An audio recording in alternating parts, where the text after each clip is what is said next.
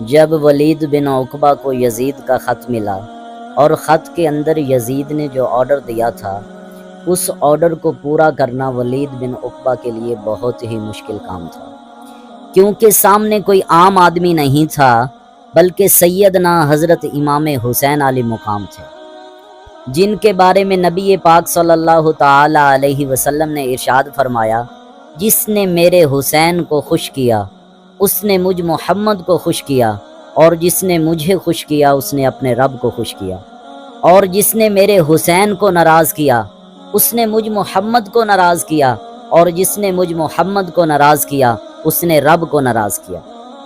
اگر سیدنا حضرت امام حسین علیہ مقام کو چھوڑ کے باقی چاروں صحابہ کی بات ہوتی، سیدنا حضرت عبداللہ بن عمر یا سیدنا حضرت عبداللہ بن زبیر یا سیدنا حضرت عبداللہ بن عباس یا سیدنا حضرت عبداللہ بن جعفر، ان چاروں کی بات ہوتی تو شاید وہ کوئی قدم اٹھا لیتا، لیکن سامنے نبی پاک صلی اللہ تعالی علیہ وسلم کے لخت جگر ہیں، سامنے وہ حسین علی مقام تھے جنہوں نے نبی پاک صلی اللہ تعالی علیہ وسلم کے کندھوں پہ سواری کی۔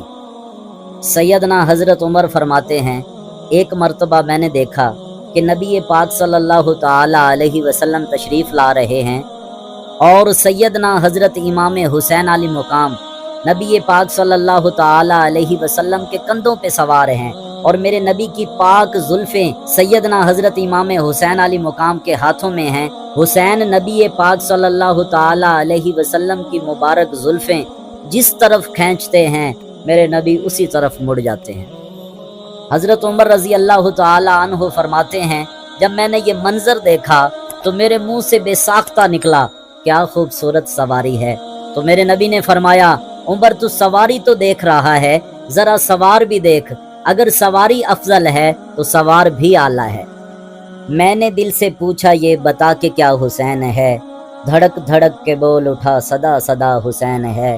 شان اہل بیت دیکھ، سبھی کے سب مثال ہیں، پر کوئی نہیں حسین سا، حسین بس حسین ہے۔ بشر سے چل بشیر تک، عمر سے چل عمیر تک، بڑے بڑے یہ کہہ گئے بہت بڑا حسین ہے، اور عجب لڑی ہے جنگ بھی حسین نے یزید سے، وہ اس سے بڑھ کے جیت کیا، یزید تھا حسین ہے۔ ولید کے لیے یزید کے اس آرڈر کو بجا لانا بہت مشکل کام تھا، وہ بہت زیادہ گھبرا گیا، پریشان ہوا۔ اس نے مشورے کے لیے اپنے نیب کو بلایا جس کا نام مروان بن حکم تھا، اور یہ بڑا ظالم اور پتھر دل انسان تھا۔ ولید نے مروان کے سامنے یزید کا خط رکھا اور مشورہ لیا کہ مجھے بتاؤ میں کیا کروں۔ ایک طرف یزید کا حکم ہے اور دوسری طرف آل رسول، ایک طرف دنیا ہے اور دوسری طرف آخرت ہے، ایک طرف جنت ہے اور دوسری طرف جہنم ہے، مجھے بتاؤ میں کیا کروں۔ تو مروان بن حکم نے مشورہ دیا کہ ان پانچوں کو بلاؤ، یزید کی طرف سے بیعت کے لیے آمادہ کرو، اگر تو یہ مان جائیں تو ٹھیک ہے، ورنہ معاذ اللہ ان سب کے سر ان کے تن سے جدا کر دو۔ اور مروان نے ولید کو یہ بھی کہا کہ عبداللہ بن عمر اور عبداللہ بن عباس اور عبداللہ بن جعفر، ان تینوں کو میں اچھی طرح سے جانتا ہوں، یزید کی حکومت کو ان تینوں سے خطرہ نہیں ہے، سب سے زیادہ خطرہ یزید کی حکومت کو دو لوگوں سے ہے، سیدنا حضرت امام حسین علی مقام اور سیدنا حضرت عبداللہ بن زبیر۔ اگر باقی تینوں کو ابھی نہ بھی بلاؤ تو ان دونوں کو فوراً بلاؤ اور بیعت کے لیے آمادہ کرو، اگر ابھی تم نے ان دونوں پہ قابو نہ پایا تو پھر کبھی بھی تم ان سے بیعت نہیں کروا سکو گے۔ ولید نے اپنا قاصد بھیجا ان دونوں بزرگوں کو بلانے کے لیے۔ یہ رات کا وقت تھا اور اتفاقاً دونوں بزرگ سیدنا حضرت امام حسین علیہ مقام اور سیدنا حضرت عبداللہ بن زبیر اس وقت مسجد نبوی میں تشریف فرما تھے۔ جب ولید کے قاصد نے پیغام دیا تو دونوں بزرگوں نے قاصد سے فرمایا کہ ولید سے جا کے کہو ہم آتے ہیں۔ اس کے بعد عبداللہ بن زبیر نے سیدنا حضرت امام حسین علیہ مقام سے کہا کہ اس وقت ولید بن عقبہ کسی سے نہیں ملتا تو اس نے ہمیں کیوں بلایا ہے؟ قربان جاؤں میں امام علی مقام کی شان پہ۔ سیدنا حضرت امام حسین نے اپنی کشف کی نگاہوں سے دیکھ لیا اور فرمایا امیر معاویہ کا انتقال ہو گیا ہے اور یزید نے ہماری بیعت کے لیے ولید کو خط لکھا ہے، اس نے اس وجہ سے ہمیں بلایا ہے۔ سیدنا حسین نے عبداللہ سے فرمایا آپ کیا کرو گے؟ تو عبداللہ بن زبیر نے جواب دیا کہ میں راتوں رات مدینہ چھوڑ دوں گا لیکن ولید بن عقبہ سے نہیں ملوں گا۔ اس کے بعد دونوں بزرگ اپنے اپنے گھروں کی طرف نکلے، اور آپ کو یہ بھی بتاتا چلوں کہ سیدنا حضرت امام حسین علی مقام نواسہ رسول صلی اللہ تعالی علیہ وسلم ہیں، اور سیدنا حضرت عبداللہ بن زبیر نواسہ سیدنا صدیق اکبر رضی اللہ تعالی عنہ ہیں۔ اور جس طرح ظالموں نے سیدنا حضرت امام حسین علی مقام کو شہید کیا ہے، بالکل اسی طرح سیدنا حضرت عبداللہ بن زبیر کو شہید کیا ہے۔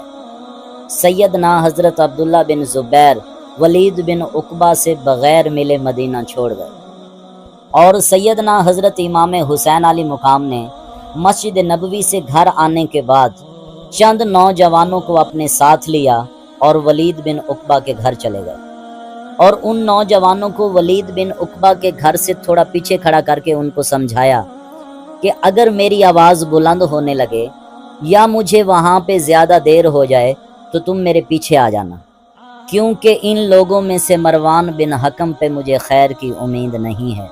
گویا سیدنا امام حسین علی مقام اپنی نگاہ کشف سے سب دیکھ رہے تھے۔ اس کے بعد سیدنا حضرت امام حسین علی مقام ولید بن عقبہ کے گھر گئے، وہاں پہ اس کا نیب مروان بن حکم بھی موجود تھا، اس کے علاوہ ولید کے سپاہی بھی موجود تھے۔ امام پاک نے سب کو سلام کیا اور وہاں پہ بیٹھ گئے۔ ولید بن عقبہ نے سیدنا امام حسین علی مقام کے سامنے یزید کا خط رکھ دیا۔ جب امام علی مقام نے وہ خط پڑھا تو حضرت امیر معاویہ کی موت پہ افسوس کیا اور ان کے لیے دعا فرمائی۔ اس کے بعد ولید بن عقبہ نے امام علی مقام سے بڑے ادب سے کہا کہ بیعت کے بارے میں آپ کا کیا خیال ہے؟ تو امام پاک نے فرمایا میں کوئی عام انسان نہیں ہوں کہ رات کے اندھیرے میں تم لوگوں کی بیعت کر لوں، اگر میں نے بیعت کرنی ہوتی تو میں دن کے اجالے میں کرتا۔ پھر امام علی مقام نے ارشاد فرمایا میں نے یزید کے بارے میں بہت ساری غلط باتیں سن رکھی ہیں، اور تم لوگ یاد رکھنا کہ حسین کبھی باطل کا ساتھ نہیں دے سکتا۔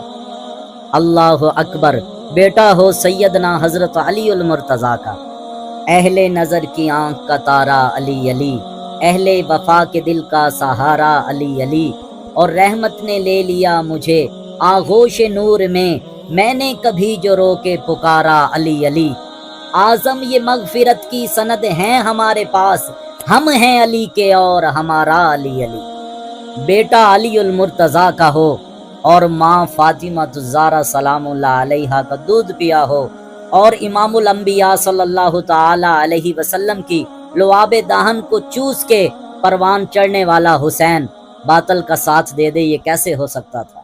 نبی پاک صلی اللہ تعالی علیہ وسلم نے ارشاد فرمایا لوگو، حق ہمیشہ حسین کے ساتھ رہے گا اور حسین حق کے ساتھ رہے گا۔